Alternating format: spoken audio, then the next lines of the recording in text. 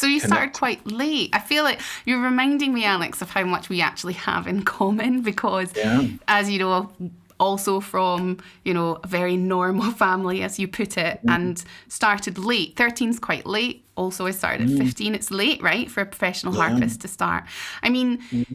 do you feel, I'm already going off piste here, but do you Go off that piece. feel, do you feel looking back, that that's maybe been affected your harp journey at all? I mean, in a good or a bad way, starting late, and also, I don't know about you, but sometimes I find that my peers have a very different background from what I was brought up with. I mean, how do you feel that's affected your relationship with your harp?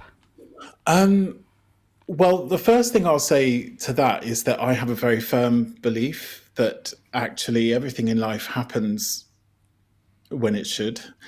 It's not that I think there's like a preordained order of things. I don't. I just believe that things happen at the time that they happen, and everything you do is what you make of it. I personally feel that starting the harp later is why I'm here doing it today. I was, I have to give myself credit. I was a determined little guy. Little guy, God, I was actually never little. I'm nearly 2 meters tall. I was totally determined, and there was something in me that burned. And, it would have been very easy to give up, but that just wasn't in my makeup. And because there are times, and I think maybe you've had the same experience, I'm very close with my parents still.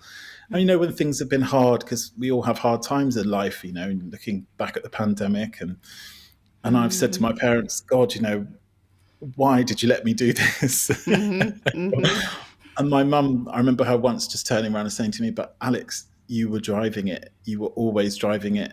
And you were just driving it the whole time. So I feel like being determined, starting later, having a very developed idea that this was where I wanted to be was a huge advantage. And also, I know exactly what you mean about coming from a different background because, I've always been a fish out of water. I think probably a lot of our listeners can relate to that feeling of Yeah. being different and not fitting in. And so actually the harp itself, which is my passion and the thing that I love so much, just makes everything else kind of irrelevant. Mm, um, mm, and and I feel just incredibly fortunate that this is what I'm doing, but it's that burning passion that's kept it all alive for me for all these years. And it's never dimmed. It's never dimmed, not even for a moment. Not even those difficult moments where you think, "Oh, I don't know if I want to practice. I don't know if I want to practice this." But actually, and as you know, you'll come on to later in the conversation, other experiences that I've had that yeah. where actually all that matters for me is just getting my fingers on those strings.